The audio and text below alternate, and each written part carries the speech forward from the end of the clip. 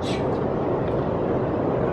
When I was on Ford Island, and just before I went on to Manila Bay, I was sitting in the PX in the ship service there and eating, and Thatch was at the next table eating. Is that right? Yeah. And he developed what they call the thatch weave, a method of protection when you had a fighter group, so that nobody would be able to get on your tail. Oh, I see. Somebody was always watching your tail. The way you weave back and forth. Like they called it the thatch weave. What is that? The Grumman Wildcat. Okay. The ones we flew were made by General Motors.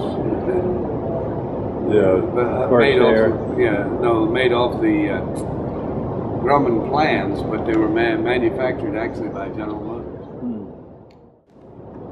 There's the real plane up there. That's the Corsair. Corsair. Yeah. That has a gull wing. Gull wing, yeah. Did you find those? Yeah. Yeah. You are the ones with bravery and honor. You are the ones who answered the call. Now I have days of freedom because you had days of fear. Your loved ones always waiting, your mission always clear. But this is where they crossed the T. The Japanese force coming this way. See, they had two groups, and they were coming this way, and Kincaid put his battleships right across here. So the Japanese had to come this way, and they could only point their forward guns at the Americans, but the Americans were lined across here. They could put all their broadside toward the Japanese through the strait, and they could only fire their forward guns because they were coming up the strait. And the U.S. was across the strait at the top. They could turn all their guns to the Japanese. And that's crossing the sea. That's what all the naval theory and strategy was. If you could do that, you could win. And they did. Went out to the Pacific, went out as a land-based squadron down on the New Hebrides. And they took the tail hooks off, Yeah, we all got that. this edible nose So thing, we and were it just had flying land-based, just like the Army. edible nose thing. The Army, Air Corps, and the Marines got upset that the Navy had land-based squadrons. And so we waited about 3 months while they argued back and forth whether the Navy was going to have them. Finally, they decommissioned our squadron. That's when I was sent back to Pearl Harbor. Back to Pearl Harbor, we had about 3 weeks to learn to fly the different plane, the old Wildcat. And then we qualified in the Wildcat, and then went on board to Manila Bay. You are the ones who fought for this country.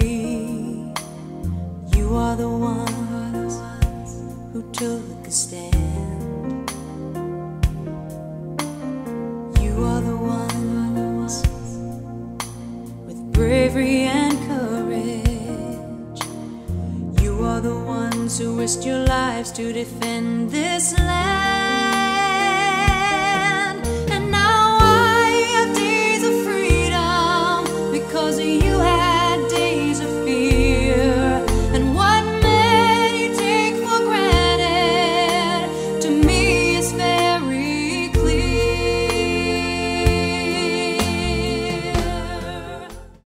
The Japanese came through here and around Samar, and the first thing I knew, I was asleep. I didn't have an early flight that day. So I was still in the sack. The guy came in and woke me up and said, the Japanese fleet is right behind us and they're shelling us. And I went up on the fantail of the ship, and you could see the shells falling in the water. And each of the Japanese cruisers had a different colored dye marker, so that they could tell which shell was accurate. And so they came down here, and this is where we took off then, because most of our planes were in here covering the landings at Leyte and Cebu. They were over here making a strike in Cebu. So when I took off, we had 27 torpedo planes and 2 fighter planes. All the other fighters were off on another mission. A fellow by the name of Eason and myself covered the 27 torpedo planes as we went back to the Japanese fleet, and we started strafing while the torpedo planes made their runs. Did you see the Japanese ships that were up here? The Tone was one. I don't know which ones they were, but we saw them, and the torpedo planes were making a run. We kept running strafing until we ran out of ammunition, and then we just made dry runs. They couldn't tell whether we were going to shoot or not. Right. And finally, the Japanese fleet turned around here and went back. Yeah. And had they kept coming, they could have sunk every one of us. They could have got all of them. Yeah. Well, there must have been 10.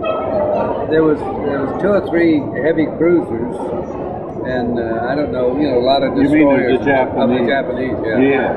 And we did lose a couple. We lost a couple of carriers. We lost 2 carriers here and some destroyers. Is this where the St. Lo was lost? Yeah, this is where the St. Lo and the Gambier Bay. Okay.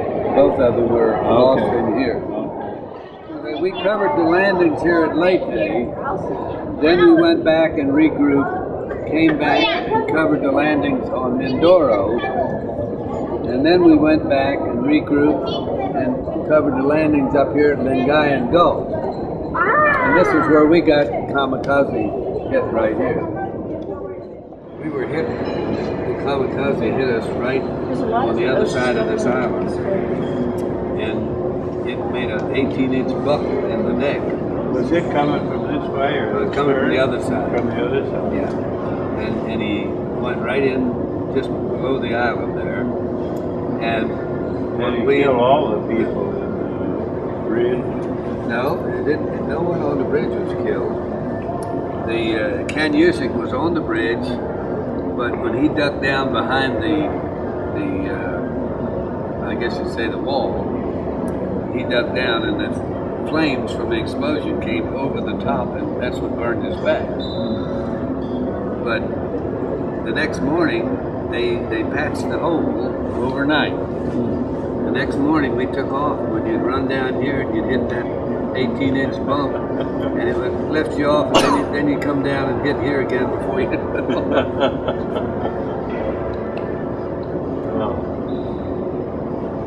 That's something. But you were pretty much out of combat. Oh. No, not. We flew another about 3 days. So you did? Yeah, before we left. But we could, you could fly. It just you had to be careful. You had that bump. But once the wings came out, and then we made sure they were locked, and then they taxi you into the starting place. Then the guy who was the launching officer would wind you up, get you to turn your engine up full speed. You'd hold the brakes, turn you up full speed, and then he'd give you the go by judging, looking out over the bow, whether the bow was going to be up or down. And he'd let you go so that you'd get there at the time the bow was high. That gave you the most clearance. Yes, because you'd rather be shooting uphill than shooting downhill. And the same thing when you're landing. The landing signal officers, this guy's landing. So the landing signal officer's standing back here, and he's judging how the deck is rising or lowering, and he will tell you to up or down so that when you come in, you're coming in close to where the deck is.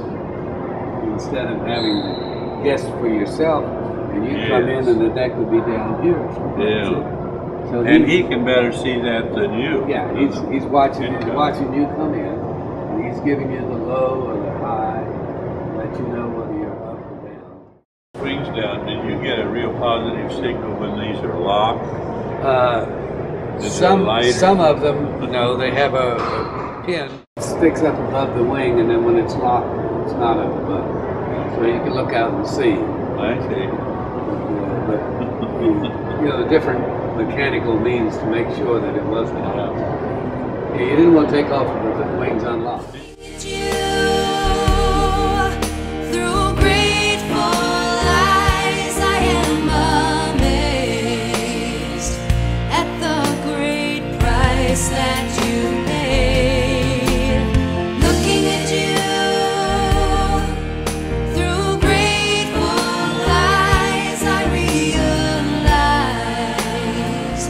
the magnitude of your sacrifice, and I am looking at you through grateful eyes.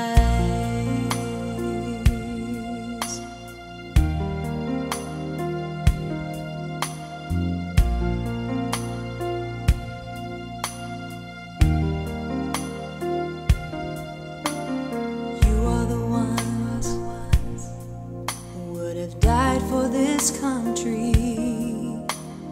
You are the ones who watched some go. You are the ones with bravery and pride. You are the ones who left your family and your home. And now I have days of freedom because you had days of fear. And what many take for granted to me is very clear. Looking at you through grateful eyes, I am amazed at the great price that you paid. Looking at you through grateful eyes, I realize the magnitude of your sacrifice, and I am looking at you through grateful eyes,